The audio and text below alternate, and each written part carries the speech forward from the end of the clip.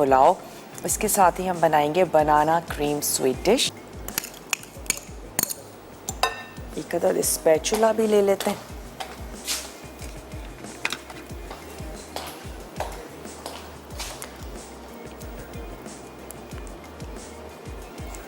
ये हमने इसमें ऐड कर दी क्रीम। यहाँ पर शामिल कर देते हैं कर्ड चीज़ और इसमें ऐड करेंगे चीनी। चीनी हम शामिल करेंगे अपने टेस्ट के मुताबिक।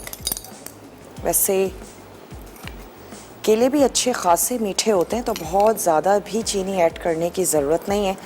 और अगर आपने घर में फ्रूट्स को लेके कोई सॉस बनाया हुआ है तो यकीनन उसमें भी चीनी जाएगी, तो फिर आपने चीनी अपने हिसाब से ऐड करनी है। थोड़ा सा इसमें शामिल कर देते हैं वनीला एसेंस।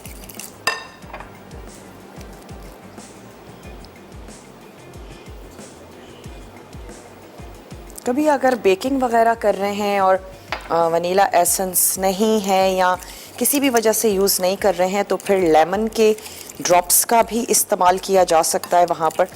उससे भी एक अच्छा सा अरोमा और महक जो है वो आ जाती है। तो चलें, इन तमाम चीज़ों को हमने कर लिया मिक्स और केलों के भी मैं कर लेती हूँ स्लाइसेस। उसके बाद सिंपली हमने इसको असेंबल करना है। तो एक छोटी वाली नाइफ़ ले लेते हैं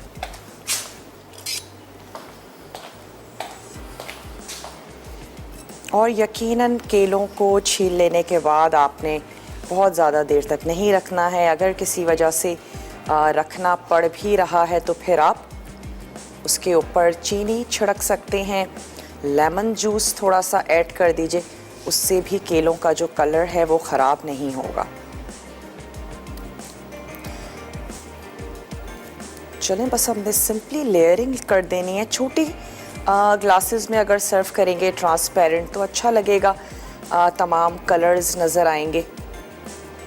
और अगर हम वेरिएशंस की बात करें तो फिर तो ढेर सारी हो सकती हैं।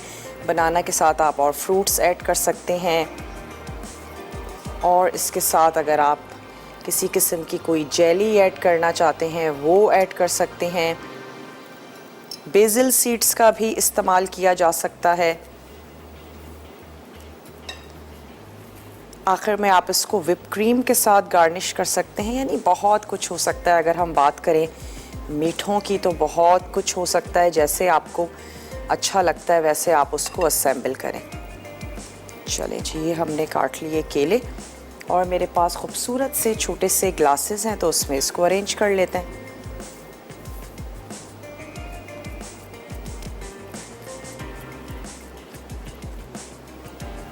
चलें,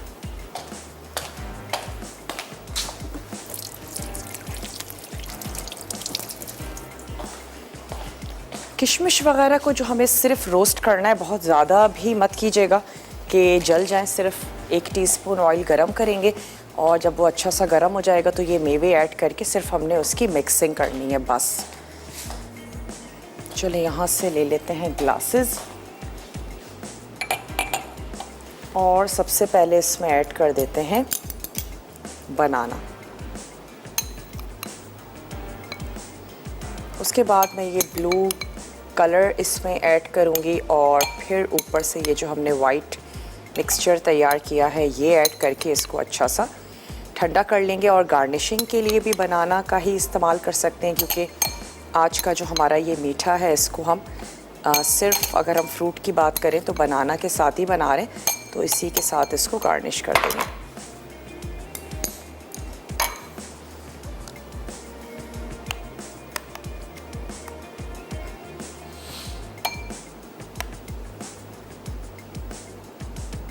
उसके बाद हमने देनी है बिस्किट की लेयर।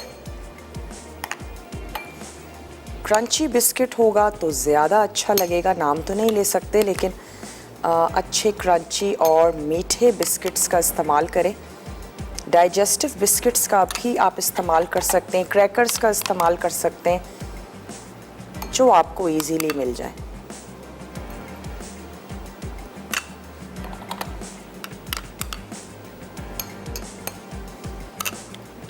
चलिए जी, ये हो गया और अब मैं ले लेती हूँ बिस्किट्स।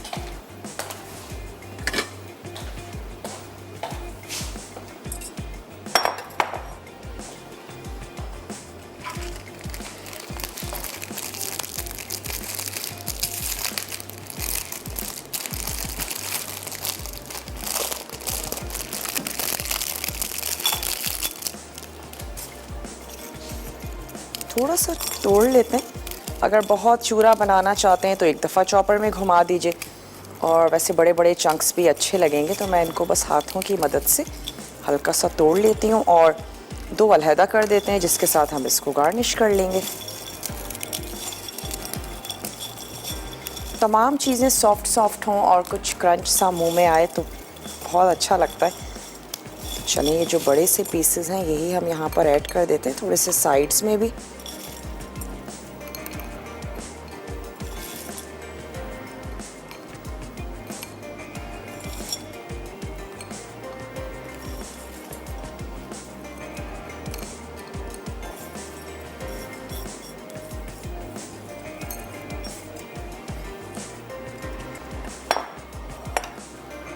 चलें, अब ऐड कर देते हैं ये हमारा वाइट वाला मिक्सचर।